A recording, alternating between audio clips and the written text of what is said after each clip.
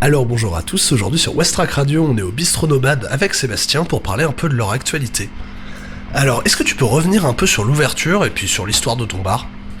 Alors c'est tout simple, le quai allait ouvrir, les quais venaient d'être terminés, les travaux, et j'ai eu l'occasion de découvrir ce lieu qui était quand même assez atypique. C'est un petit lieu, et j'ai sauté sur l'occasion parce que je me suis dit que c'était vraiment une belle opportunité d'ouvrir sur le quai Southampton, près des Catennes, avec un paysage magnifique. Et du coup je me suis dit, allez, je me lance. Super. Est-ce qu'il y a un peu des spécificités dans ta carte ? Est-ce qu'il y a des produits ou des boissons que tu sens que ça se vend mieux depuis que tu as ouvert ? Alors, s'il y a une spécificité, c'est que la carte, c'est moi. C'est moi qui guide les gens sur leurs envies. C'est-à-dire que quand on me demande un mojito, très régulièrement, je dis non, je fais pas vraiment de mojito, mais je les aiguille sur des cocktails un peu différents que j'ai fait, qui sont à base de purée de fruits de la passion, de mangue ou de yuzu, avec du rhum, du citron vert, un peu de Perrier. Et c'est très frais, c'est très agréable et ça change de l'éternel mojito, par exemple. Du coup, j'ai vu que tu avais une programmation qui allait être très orientée sur les DJ sets. Est-ce que tu peux nous parler un peu de s'il y a une ligne conductrice dans cette programmation ? Ouais, tout à fait. En fait, moi, je suis vieux. Je viens des années 90, de l'électro à Paris, et c'était très en vogue à ce moment-là. Il y avait énormément de DJ qui jouaient dans des petits endroits, des petits bars. Et c'était vraiment ce que j'avais envie de remettre au goût du jour ici au Havre. Parce que j'y avais travaillé il y a 2 ans et j'arrivais pas à trouver un lieu où il y avait un peu d'électro simple sans être dans une grosse soirée. Donc là, ici, j'ai vraiment orienté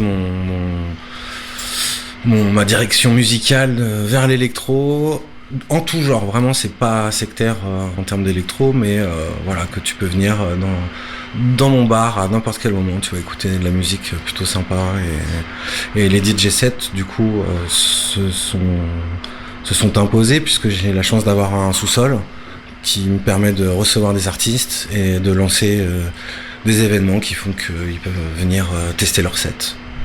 Et du coup, cette nouvelle cave qui est à peu près grande comment Je dirais ça peut accueillir une 40aine de personnes. L'avantage c'est qu'il y a beaucoup de fumeurs, ça monte, ça descend, ça monte, ça descend, donc du coup il y a un vrai turnover, mais les gens aiment beaucoup danser.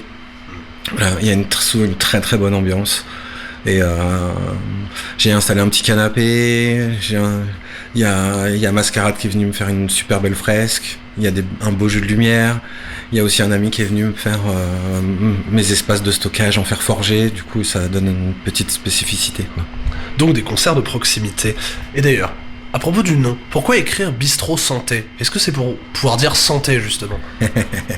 Non, en fait, il y a plusieurs écritures dans Bistro. On peut l'écrire comme ça aussi. D'accord. Et j'avais envie de l'écrire Bistro, sans le T, justement. Et du coup, pour la partie nomade ?